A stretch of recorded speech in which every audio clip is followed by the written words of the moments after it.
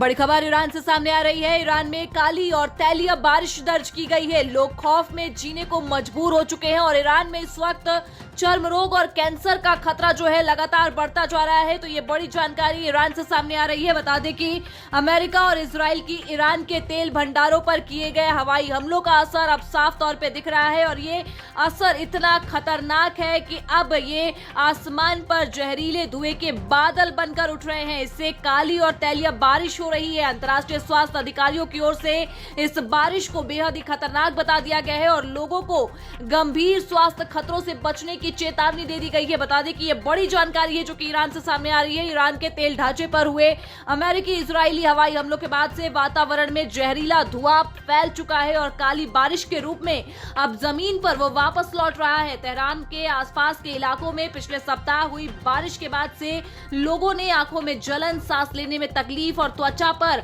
असर की शिकायत जो है ईरान में की थी। वहीं बता दें कि जो अंतर्राष्ट्रीय स्वास्थ्य विशेषज्ञ हैं उनकी ओर से सीधे तौर पे यहाँ पे चेतावनी जारी कर दी गई है और चेतावनी देते हुए इससे अल्पकालिक और दीर्घकालिक दोनों तरीके के स्वास्थ्य जोखिम पैदा हो सकते हैं, ऐसी बात उनकी ओर से कही गई है। तेहरान के पास कई तेल ईंधन डिपो और इसके साथ ही एक रिफाइनरी पर हमले के बाद से काले और तैलीय धुएं के जो घने बादल हैं वो उठे, जिसके बाद से बारिश में कालिख और रासायनिक तत्व जो है घुलकर अब जमीन पर वापस गिर रहे हैं, जिससे लोगों को इस तरीके के स्वास्थ्य खतरे जो है वो बढ़ते जा रहे हैं। पश्चिम एशिया के अन्य हिस्सों में भी पिछले 2 सप्ताह में ऐसा धुआं देखा जा रहा है क्योंकि ईरान ने जवाबी कार्रवाई में खाड़ी क्षेत्र के पड़ोसी देशों की तेल और प्राकृतिक गैस सुविधाओं को ड्रोन और मिसाइलों से निशाना बनाया है। बता दें कि इस बारिश से वातावरण में मौजूदा खतरनाक रसायन जो है कुछ समय में नीचे आ जाते हैं, लेकिन जो लोग भी इस बारिश के चपेट में आते हैं यानी कि उसके सीधे संपर्क में आते हैं उन्हें सावधानी बरतने की चेतावनी यहाँ पर सीधे तौर पे दे दी गई है क्योंकि काली बारिश तब होती है जब कालिख, राख और जहरीले रसायन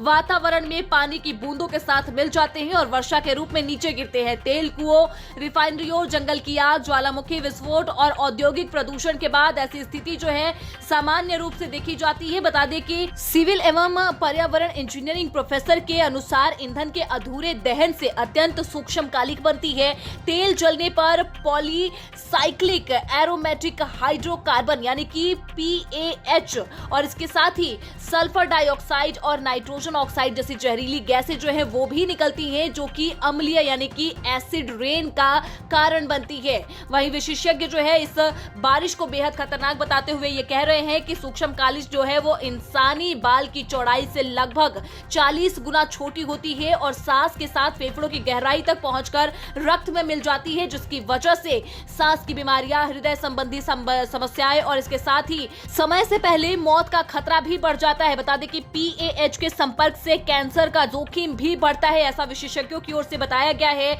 वहीं विश्व स्वास्थ्य संगठन यानी कि WHO और ईरानी स्वास्थ्य अधिकारियों ने लोगों को घरों में रहने की सलाह दे दी है। मास्क पहनने और बारिश से सीधे संपर्क में बचने की भी सलाह जारी कर दी है। अधिकारियों का ये कहना है कि ये बारिश एसिड रेन है जिससे त्वचा जल सकती है और फेफड़ों को भी यहाँ पर नुकसान हो सकता है और यही वजह है कि ईरान में इस वक्त लोग जो हैं वो खौफ में जीने को मजबूर हो चुके हैं क्योंकि उन्हें गंभीर बीमारियों की जो चिंता है वो सता रही है और ऐसे में ईरान में एक तरीके से काली बारिश जो है एक नया खौफ बनकर सामने आई है।